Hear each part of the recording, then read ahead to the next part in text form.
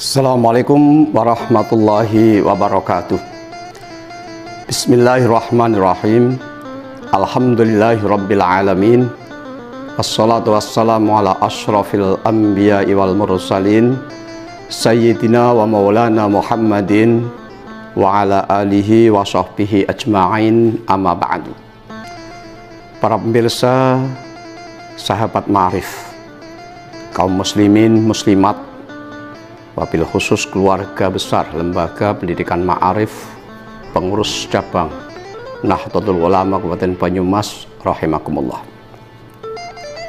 Ada permisalan jika ada kabar akan kedatangan seorang yang terhormat, bisa jadi Bapak Camat, atau bahkan Bapak Bupati, atau Bapak Kiai kita, ke rumah salah seorang di antara kita, maka pemilik rumah pasti akan mempersiapkan untuk menyambutnya dengan persiapan sebaik-baiknya, bahkan sampai mengorbankan apa yang dimilikinya pun ia lakukan hanya sekedar untuk menyambut kehadirannya.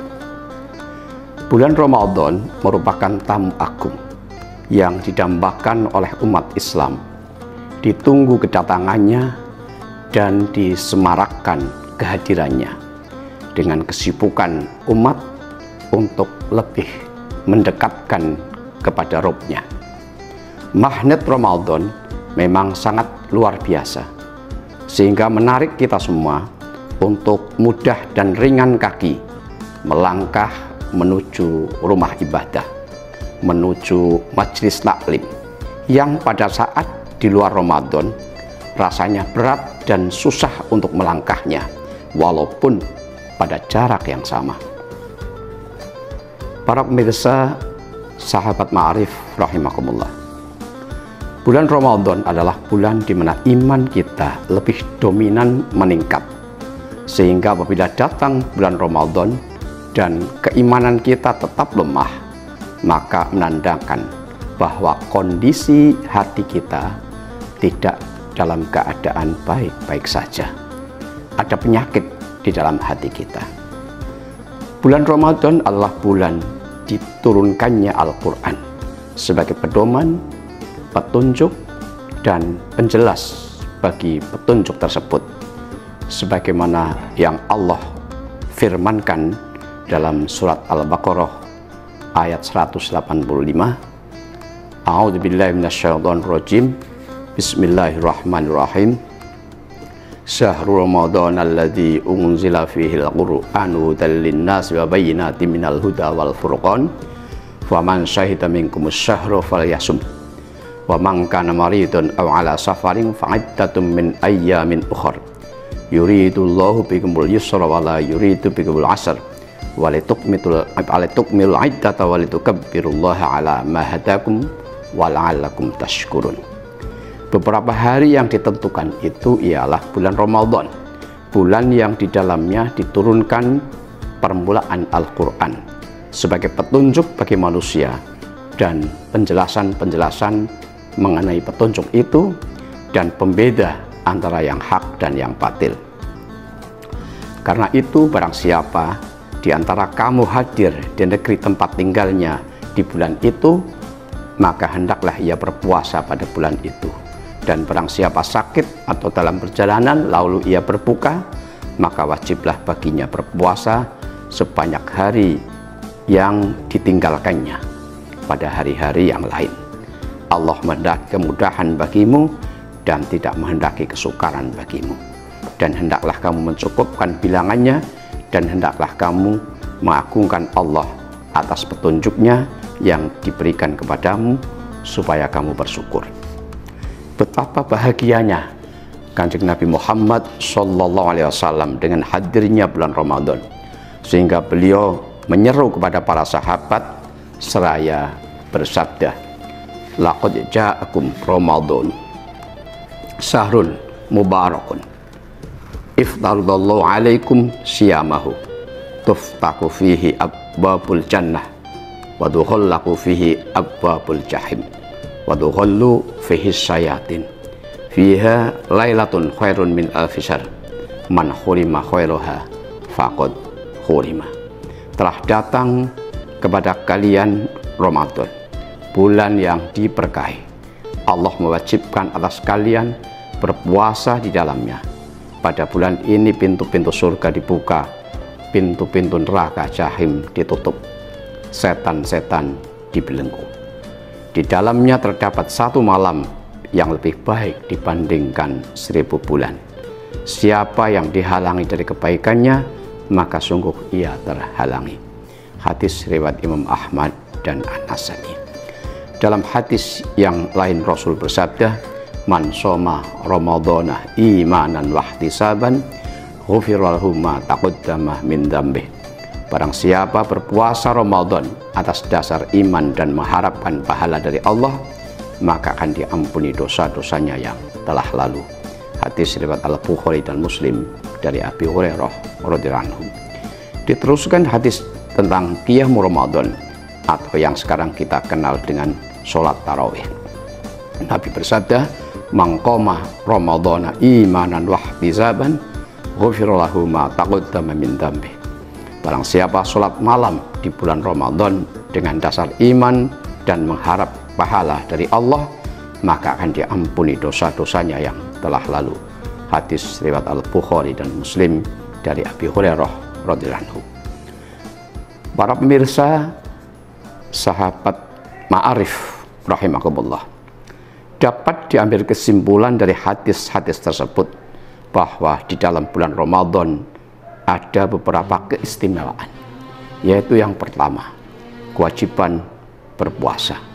Yang kedua, dibukanya pintu-pintu surga, ditutupnya pintu-pintu neraka, dan dibelenggunya para setan. Ketiga, ada yang lebih istimewa lagi, yaitu adanya satu malam yang nilainya lebih baik dari 1000 bulan. Dan yang keempat, akan diampuni dosa-dosa orang yang berpuasa dan sholat malam di bulan Ramadan. Dengan banyaknya tawaran hadiah di bulan Ramadan, maka sebagai muslim yang beriman pasti sangat berbahagia dengan datangnya bulan Ramadan. Sampai-sampai Syekh Ibnu Rajab Al-Hambali mengatakan, kaifa la yubsyirul mu'minu bi fathi abwabil jinan, kaifa la yubsyirul mudhnibu bi khalqi abwabil niran, kaifa la yubsyirul aqilu bi waqtin yuhullu fihi syayatin, min aina yusbihu hadza zaman. Bagaimana tidak gembira seorang mukmin diberi kabar gembira tentang terbukanya pintu-pintu surga, tertutupnya pintu-pintu neraka. Bagaimana mungkin seorang yang berakal tidak bergembira jika diberi kabar tentang sebuah waktu yang di dalamnya para setan dibelenggu? Dan sisi manakah ada suatu waktu menyamai waktu ini, maksudnya bulan Ramadan? Tentu tidak ada. Sikap para ulama dan orang soleh sangat merindukan dan berbahagia jika Ramadan akan datang. Qala ba'du salaf kanu yad'unallaha sittata asyurin ayyuballighum syahr Ramadan, summa yad'unallaha sittata asyurin ayyataqabbalahu minhum. Sebagian salaf berkata, dahulu mereka para ulama salaf berdoa kepada Allah selama 6 bulan agar mereka dipertemukan lagi dengan Ramadan. Kemudian mereka juga berdoa selama 6 bulan agar Allah menerima amal-amal soleh di Ramadan yang lalu.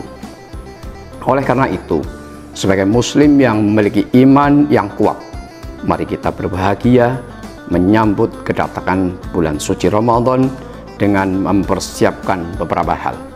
Pertama, membersihkan hati, antara lain dengan menjauhi sifat dengki, sebagaimana sabda Nabi Muhammad SAW, iyyakum wal hasadah, fa innal hasadah yakul hasanat kama ta'kulun narul hadabah. Jauhilah olehmu sifat dengki, karena sesungguhnya sifat dengki itu dapat memakan kebaikan-kebaikan sebagaimana api memakan kayu bakar. Hadis riwayat Abu Dawud dari sahabat Abi Hurairah radhiyallahu anhu. Yang kedua, banyak berdoa. memohon kepada Allah Subhanahu wa Ta'ala agar kita diberi umur panjang, dapat beribadah di bulan Ramadan. Doa yang masyhur yang sering dibaca oleh para ulama yang merindukan bulan Ramadan adalah Allahumma barik lana fi Rajaba wa Sya'bana wa ballighna Ramadana. Ya Allah, berkailah kami pada bulan Rajab dan Sya'ban, sampaikan kami ke bulan Ramadan. Ada juga yang berdoa dengan doa maksur dari Nabi Muhammad SAW, antara lain Allahumma sallimni li Ramadana wa sallim Ramadana li wa tasallamhu minni mutaqabbala. Ya Allah, antarkan aku dengan selamat ke dalam bulan Ramadan dan antarkan Ramadan kepadaku, dan terimalah amal-amalku di bulan Ramadan. Hadis riwayat At-Tabrani dari Ubadah bin Samit. Ada lagi yang berdoa, Allahumma ahillahu alaina bil yumni wal imani was salamati wal islam rabbi wa rabbukallah. Ya Allah, perjalankan bulan ini kepada kami dengan penuh kebajikan, iman, selamat, dan Islam. Tuhanku dan Tuhanmu, wahai bulan, adalah Allah. Hadis riwayat At-Tirmidzi dari Thalhah bin Ubaidillah radhiyallahu anhu. Yang ketiga, membuat perencanaan ibadah sepanjang bulan Ramadan. Semisal niat atau azam akan puasa sebulan penuh, akan membaca atau tadarus Al-Quran sehari 1 juz bahkan 2 juz, akan sholat tarawih dan witir setiap malam, akan mengikuti pengajian setiap pagi dan sore ataupun malam, akan berbanyak sedekah dan seterusnya. Perencanaan ini menjadi sangat penting, mengingat sabda Nabi Muhammad SAW dalam hadis qudsi, innallaha katabal hasanati was sayiat summa bayyana dzalika faman hamma bi hasanatin falam ya'malha katabahallahu indahu hasanatan kamilatan wa in hamma biha fa'amilaha katabahallahu indahu asra hasanatin ila sab'imi'ati tif'in ila ad'afin kasirah. Muttafaqun alaih dengan Ibnu Abbas radhiyallahu anhu. Sesungguhnya Allah mencatat kebaikan dan keburukan, kemudian Dia menjelaskannya. Maka barang siapa yang berkeinginan untuk melakukan satu kebaikan namun belum terlaksana, Allah akan mencatat baginya satu kebaikan yang sempurna. Jika ia berkeinginan untuk melakukan satu kebaikan lalu ia amalkan, maka Allah catat untuknya 10 kebaikan sampai 700 kebaikan dan sampai kelipatan yang banyak di sisinya. Semoga dengan kebahagiaan menyambut datangnya bulan Ramadan 1445 Hijriah ini, Allah akan berikan kemudahan kepada kita dalam meraih amalan-amalan istimewa yang ada di dalam bulan Ramadan, dan kita bisa mendapatkan takwa yang sempurna seperti tujuan diwajibkannya puasa di dalam bulan Ramadan. Dan semoga kita bisa menjadikan bulan Ramadan ini sebagai sebuah momen penyegaran dalam berbagai laku kehambaan kita kepada Allah setelah berbulan-bulan kita menjalankan rutinitas kehidupan kita.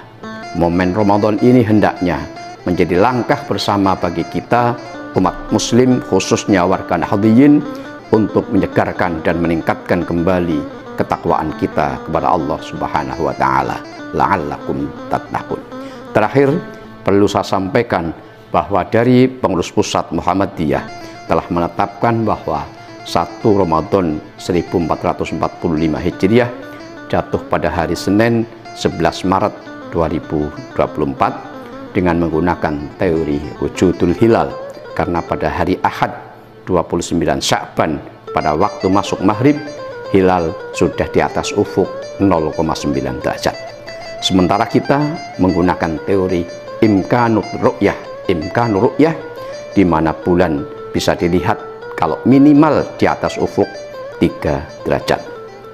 Jadi kita akan menggenapkan bulan Sya'ban menjadi 30 hari, puasanya mulai hari Selasa 12 Maret 2024. Tapi tetap kita tunggu hasil sidang isbat pemerintah hari Ahad 29 Sya'ban 1445 Hijriah atau tanggal 10 Maret 2024. Berdasarkan kaidah fikih hukmul hakim ilzamun wa yarfa'ul khilaf.